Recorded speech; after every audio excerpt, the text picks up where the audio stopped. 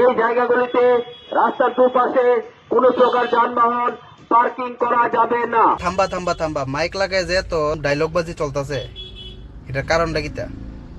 আগে দেখালুন ভিডিওটা, আমি কইতাছি পুরোটা।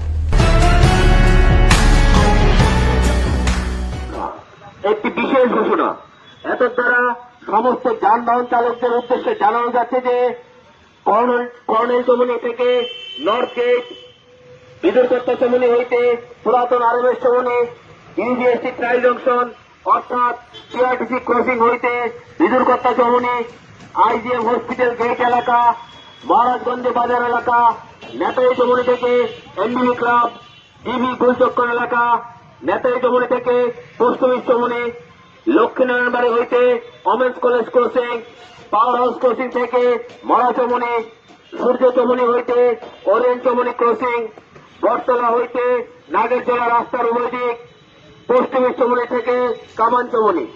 এই জায়গাগুলিতে রাস্তার দুপাশে কোনো প্রকার যানবাহন পার্কিং করা যাবে না।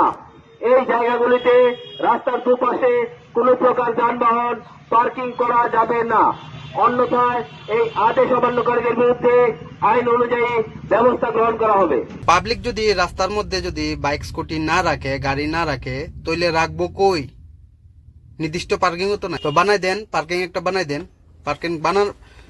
পার্কিং একটা বানানোর পর তারপরে কইেন যে রাস্তার মধ্যে গাড়ি ঘোড়া না রাখার লেগে, এরকম ডায়লগ বাজি পরে কইেন।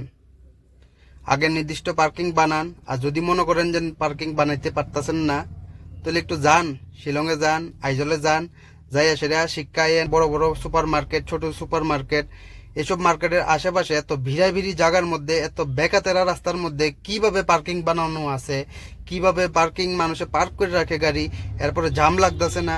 তো আপনারা একটু ভালো করে দেখায়েন, আয়া শিক্ষা সেটা ট্রেনিং দিয়ে আয়া তারপরে এইসব ডায়লগবাজি করেন। আর এইভাবে পাবলিকরে হয়রানি করেন না। 2 দিন পর পর এইখানে বাইক রাখেন না, ওইনে গাড়ি রাখেন না, তাহলে কই রাখবো? মাথার মধ্যে নাকি কান্দ করিয়া বাজারে লিয়ে যাবো গা, না পকেটে করে লিয়ে যাবো? কই রাখবো? রাস্তায় রাখবো, অবশ্যই রাস্তা রাখবো। আনাইলে নির্দিষ্ট পার্কিং বানাই দেন, 10 টাকা করে চার্জ করেন, বা শেষ হয়ে গেল।